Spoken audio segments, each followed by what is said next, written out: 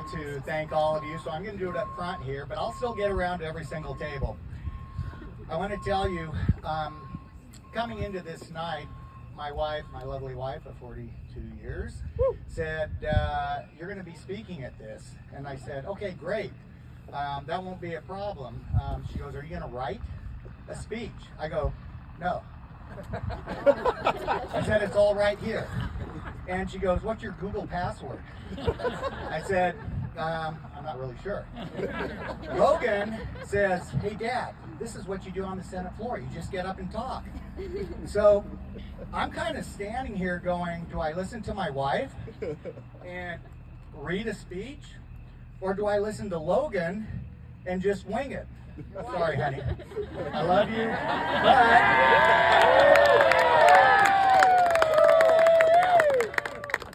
the hybrid model.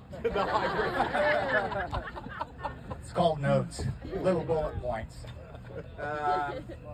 So I'm going to have to do this because in old age, sometimes you have to put some glasses on.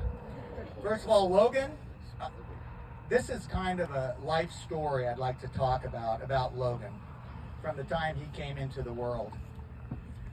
When he was a youngster, probably 1-2 years old, we kind of thought he would enter the circus. He was a binky baby. This guy could have a binky in the mouth, one in each hand. If he dropped one, it was right back in there again. He's like a juggler. Best doggone thing I've ever seen in my life. Then we kind of moved on a little bit to Darlene goes, I'm going to expand his horizons. We're going to put him into the theater. So she starts having him do theater. So he got to be the lead role in the production of Oliver. He was Dozier. And you know what? The kid did really, really good. One of the things that came out on one of his report cards was that the teacher sent out to us was they said, Logan's a really good student, but he's very social, so we have to move him to the front of the class all the time so we can keep track of him. I don't know if you guys know that Logan is pretty social.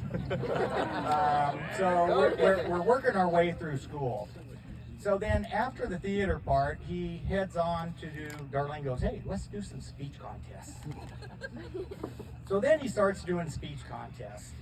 Then he's going, yeah, you know, I did pretty good at this. So now I think that's really what led him to go, when I get older, I want to be a lawyer. Because first of all, it's theatrics and it's speaking.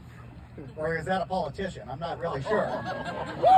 So we take a trip down to UCLA, and he wanted to go, yeah, he was going to be a Southern California guy. So I figured maybe the theater part was if I can't make it in law school, I'm going to go into theater or something. So we go down there. We take a trip down there. I think your junior year, wasn't it? Yep. We come back up, and then he shifts gears. We go into WSU. That was really good. Made your mom very happy. First of all, no out-of-state tuition, and you're closer. And I remember, Logan, I think you were a summer pledge, if I'm right. And so you went straight into the fraternity. And he goes straight into the fraternity. And the day that we took Logan to the fraternity, we walk in there, we unpack his stuff. Wow. We get back to the car. Darlene cried for over an hour. She goes, I can't believe I left my son at a place like this. He never grew up that way. And it was an interesting day.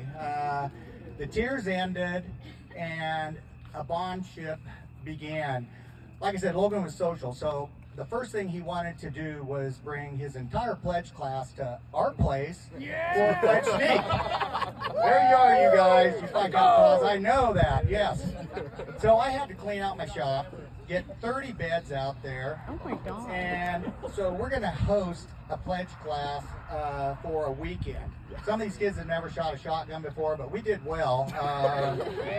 The few that didn't know how to shoot actually won on the skeet shooting. I think it's because they probably didn't drink the night before. But so everything worked out really good. So we progressed through the college part of this. So we're getting through there, and then pretty soon Logan finds this beautiful young lady that, and by the way, Aaron, My wife told me I could not tell that story. I wanted to, and she said, don't say that. So, I don't know what happened. These two boys at Dad's weekend, and something got crazy that night, but regardless of it. So then, I remember when Logan was going to ask Riley to be his, I don't, whatever you guys call it now, girlfriend, boyfriend. It was, well, I mean, I don't know, go steady or something. I'm going back 40 years with Darlene. I was like, hey, sweetheart, you want to be mine and I'm yours? Yeah, we're there. So they did it on a combine, harvesting this one day. Yeah, we got pictures. So Logan is pretty jacked about that. But he kept saying something about my John Deere tractor thing or that song. Yeah, but we did it in a combine. So that was kind of the beginning of their relationship. Then as we moved, we kind of moved through the part of the pinning, which is really, I guess, the formal part of the Greek system. Logan comes up with this great idea. He goes, you know, I talked to Riley, and we really want to do something. Well, no, you didn't talk to Riley. I'm sorry. He talked to me. He goes, Dad, I want to do something that was kind of real similar to when I asked her to go steady with me forever. He goes, do you think Scott would let us get a combine out of Moscow? Scott and Joe Hennessy are very, very good friends for over 30 years that I bought equipment from. St. John Hardware. There you go, Scott. And so Logan goes, call Scott and see if I can get a combine there at Moscow and drive up to the KD house and surprise her for the pinning. I go, Logan, it won't fit on the streets. It won't go underneath anything. He goes, how about a quad track, Dad? Can we do that? I said, no, Logan. He goes, well, can you get one of your trucks? We can put like side racks on it and everything. Finally, in the end, he came to his senses, and I forget what the situation was, how you guys did it, but I do understand there was a young lady that was so surprised. I'm not going to tell all the stories about that. But that when that happened there, that she didn't quite have time to get all the makeup on. Is that right? Yeah, that was a bad move, Logan. Yeah, well, when you make it to 40 some odd years, you guys will forget about that anyway. But one of the things I really want to say is over the course of Logan's life, and especially with the friends that we got to know that are all here, his pledge brothers, Riley's sisters, the families, both the ranches and Linda's family, we're all family. Every boy that was up there in Logan's wedding, I'm proud to call they're my sons. And this is something that is, I'm so happy for these two to spend their life together. And because from what I've witnessed, you guys are truly in love.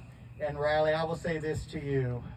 Darlene and I are so happy that you've become a daughter-in-law to our family. Because with these two boys, she's tired of testosterone and she really needs a lady in her life.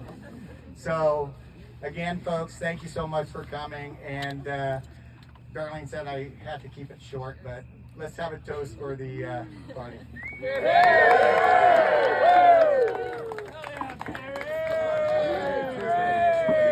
Oh, Richard,